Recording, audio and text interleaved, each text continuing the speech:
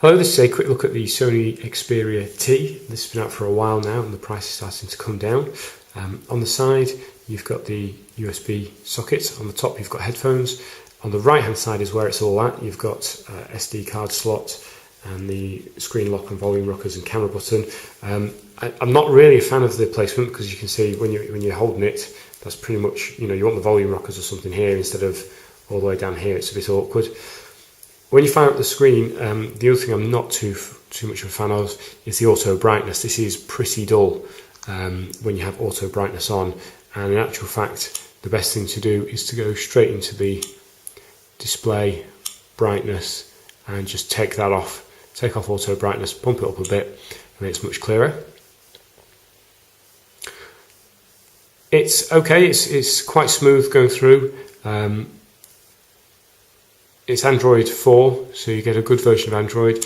It comes pre-installed with the usual Sony apps. It's nice to see them putting Chrome on straight away rather than having to download it, and you get your usual Walkman, movies, things like that. You also get Facebook pre-installed. Once you've sorted out screen brightness, the screen is actually really good. As you can see here, it's just playing one of the demo reels. The colours are really vibrant, and the sound's pretty good as well. So the camera button is also nice to see. Nice to see a camera button back. If you long hold it, it'll fire up the camera and take a picture. You do also have the on-screen buttons like usual.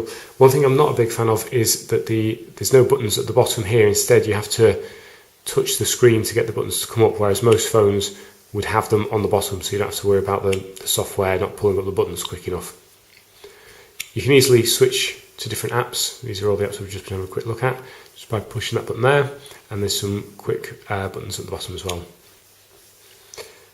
In profile the phone has a slight curve to it, and the back has a nice matte finish to it, much nicer than the kind of plasticky backs you get on a lot of phones, so it's got a nice grip to it, nice hold, nice feel. One thing to note is that you can't actually take the back off this. The SIM card goes next to the SD slot just there, which means the battery isn't removable, so you're either going to have to carry a charger around or hope it lasts for as long as you need it to. On the home screen you do get quick unlock, so if I swipe that across you get your music controls, and that way loads up the camera. The camera option is good. The music controls I've seen done better where they're just sat on there. There's a lot of screen there that's not being used. You could easily put some music controls on.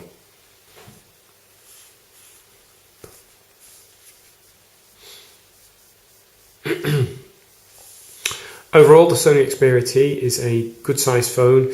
It's just let down by the auto brightness not being very good, and I'm not too keen on the software buttons at the bottom, but it's a good mid-range phone, definitely worth considering if you are in the market for a decent Android phone and you don't mind these buttons here. I'd just maybe pick one up and have a little play with it. If you found this short review useful, please give it a thumbs up. Thank you.